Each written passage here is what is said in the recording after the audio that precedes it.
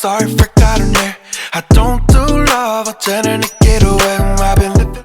La recette est exactement la même que pour des yaourts traditionnels au lait de vache. Seulement à la place de prendre un yaourt au lait de vache, je prends un yaourt au soja. Et pareil pour le litre de lait, au lieu d'un litre de lait de vache écrémé ou demi-écrémé, je prends un jus de soja ou un lait de soja. Mais au niveau des proportions, ça reste pareil, un yaourt 200 g pour un litre de lait.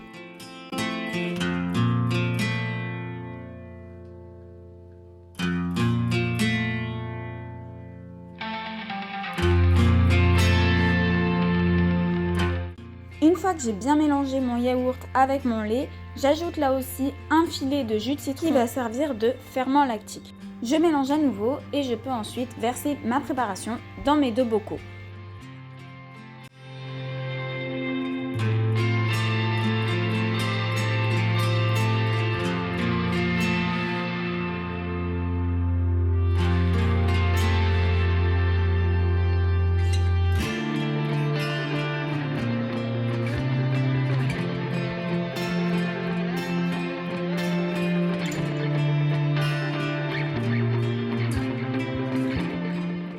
Je les referme et je les place dans ma yaourtière.